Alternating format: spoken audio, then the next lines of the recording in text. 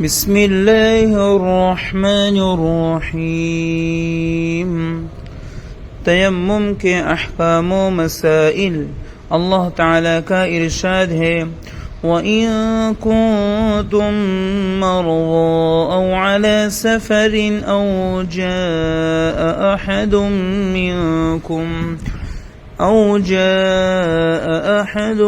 مِّنكُم مِّنَ الْغَائِطِ أَوْ لَامَسْتُمُ النِّسَاءَ فَلَمْ تَجِدُوا مَاءً فَتَيَمَّمُوا صَعِيدًا طَيِّبًا فَامْسَحُوا بِوُجُوهِكُمْ وَأَيْدِيكُمْ۔ ترجمہ: اگر تم بیمار ہو یا سفر میں ہو یا تم میں سے کوئی بیت الخلاء سے ہو کر آیا ہو یا تم نے بیویوں سے ہم بستری کی ہو اور تمہیں پانی نہ ملے تو پاک مٹی سے منہ اور ہاتھ کا مسح کر کے تیمم کر لو۔ حضرت حذیفہ رضی اللہ عنہ سے روایت ہے کہ رسول اللہ صلی اللہ علیہ وسلم نے فرمایا فضلنا على الناس بثلاث جعلت صفوفنا كصفوف الملائكة وجعلت لنا الأرض كلها مسجدا وجعلت تربتها لنا طهورا إذا لم نجد الماء وذكر خصلة أخرى۔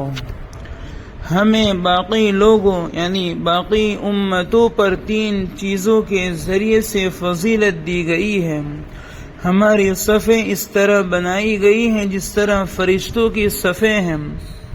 پوری زمین کو ہمارے لیے سجدہ گاہ بنا دیا گیا ہے، اور جب ہمیں طہارت کے حصول کے لیے پانی نہ ملے تو زمین کی مٹی کو ہمارے لیے پاک کرنے کا ذریعہ قرار دیا گیا۔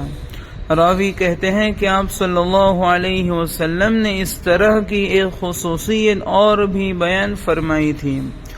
اگر کسی شخص کو وضو یا غسل کی ضرورت ہو اور وہ بیماری یا کسی اور وجہ سے پانی استعمال نہ کر سکتا ہو تو شریعت میں مٹی یا مٹی کی جنس سے طہارت حاصل کرنے کی اجازت دی گئی ہے۔ تیمم کا لغوی اور شرعی معنی۔ تیمم کا لغوی معنی ارادہ کرنا۔ تیمم کا شرعی معنی ہے طہارت کے حصول کی نیت کرتے ہوئے مٹی یا مٹی کے جنس پر ہاتھ مار کر چہرہ اور بازوؤں پر مسح کرنا۔ تیمم کے فرائض۔ تیمم کے 2 فرض ہیں۔ نمبر 1، مٹی پر ہاتھ مار کر چہرے پر اس طرح ہاتھ ملنا کہ کوئی جگہ چھوٹ نہ پائے۔ نمبر 2، مٹی پر ہاتھ مار کر بازوؤں پر اس طرح ہاتھ ملنا کہ کوئی جگہ چھوٹ نہ پائے۔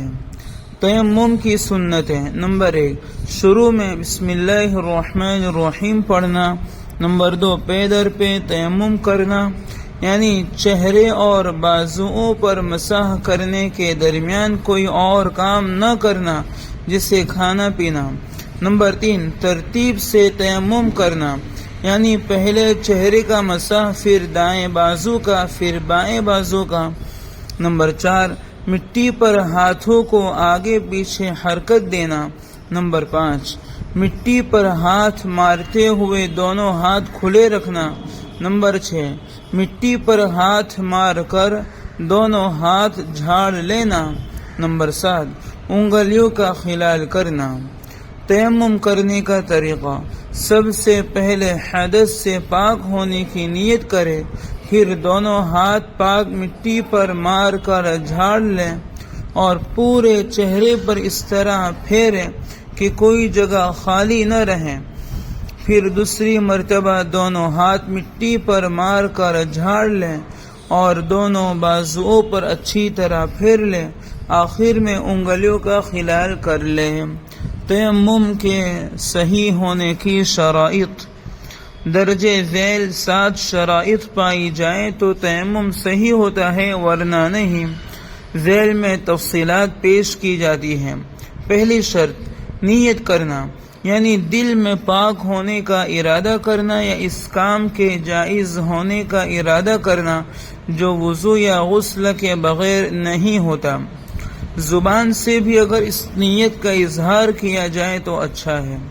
تیمم کر کے نماز پڑھنا اس وقت صحیح ہوگا جب درجہ ذیل چیزوں میں سے کسی ایک چیز کی نیت کی جائے۔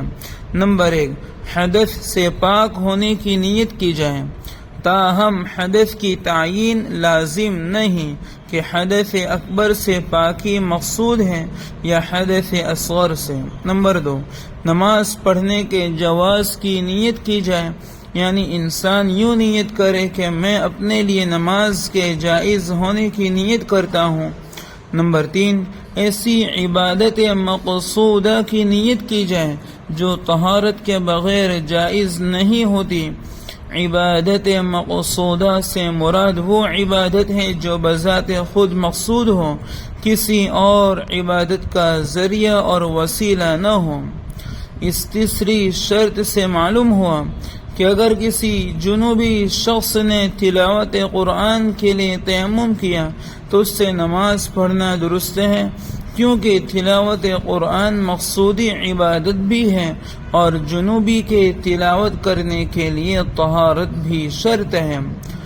اگر کسی بے وضو شخص نے تلاوت قرآن کے لیے تیمم کیا تو اس سے نماز پڑھنا درست نہیں، کیونکہ تلاوت قرآن اگرچہ مقصودی عبادت ہے لیکن بے وضو شخص کے تلاوت کرنے کے لیے طہارت شرط نہیں ہے۔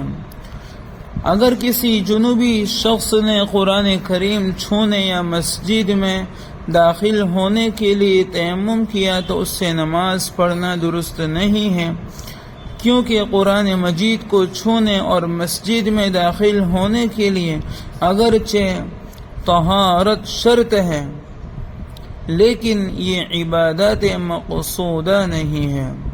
اگر ایک نے کسی دوسرے کو محض سکھانے کی غرض سے تیمم کیا تو اس سے نماز درست نہیں۔ ہاں، اگر اس نے تیمم کا طریقہ سکھانے کے ساتھ اوپر ذکر کی گئی 3 شرائط میں سے کسی ایک کی نیت بھی کر لی تو اب تیمم کے ساتھ نماز پڑھنا جائز ہوگا۔ دوسری شرط، تیمم کی صحت کے لیے ضروری ہے کہ جن مجبوریوں کی وجہ سے تیمم کرنا جائز ہوتا ہے ان میں سے کوئی مجبوری پائی جائے۔ وہ مجبوریاں یہ ہیں: نمبر 1، پانی چاروں طرف سے کم از کم 1 میل دور ہو۔ 1 میل یعنی 1.609 کلومیٹر۔ نمبر 2، پانی تو موجود ہو لیکن اس شخص کا غالب گمان ہو یا کسی ماہر ڈاکٹر نے بتایا ہو کہ اگر پانی استعمال کر لیا تو بیمار ہو جائے گا یا بیماری بڑھ جائے گی یا جو بیماری لاحق ہے اس سے صحت یابی کافی دیر سے ہوگی۔ نمبر 3، غالب گمان ہو کہ اگر پانی استعمال کر لیا تو معذور ہو جائے گا یا مر جائے گا۔ نمبر 4، پانی تو موجود ہو لیکن خطرہ ہو کہ وضو یا غسل کر لیا تو بعد میں سخت پیاس لگنے کی صورت میں مزید پانی نہیں ملے گا۔ نمبر 5، پانی تو موجود ہو لیکن اسے حاصل کرنا ممکن نہ ہو، جیسے کنویں کے کنارے کھڑا ہو لیکن ڈول یا رسی نہ ہو یا الیکٹرک پمپ لگا ہو لیکن بجلی نہ ہو۔ نمبر 6، پانی تو موجود ہو لیکن اس تک پہنچنے میں جان کا خطرہ ہو، مثلا کنویں یا تالاب کے قریب کوئی دشمن یا کوئی درندہ موجود ہے جس سے جان کا خطرہ ہے۔ نمبر 7، ایسی نماز کے ضائع ہونے کا خطرہ ہو جس کی قضا نہیں ہوتی تو پانی کے پائے جانے کے باوجود تیمم کرنا جائز ہے۔ مثلا مرد نماز جنازہ یا نماز عید کے لیے جائے اور دیکھیں کہ نماز ہو رہی ہے اور اگر ہم وضو کرنے چلے گئے تو نماز ختم ہو جائے گی، تو یہ لوگ وضو کے بجائے تیمم کر سکتے ہیں۔ ہاں اگر نماز جمعہ کے لیے گئے لیکن وہاں جمعہ کی نماز کھڑی تھی، ان لوگوں کا وضو نہیں تھا، تو اب وضو کر کے نماز پڑھنا لازم ہے، کیونکہ اگر جمعہ فوت ہو گئے تو اس کا بدل ظہر کی نماز ہے یا اس علاقے میں کوئی دوسرا جمعہ ہے، اس لیے اس صورت میں تیمم جائز نہیں۔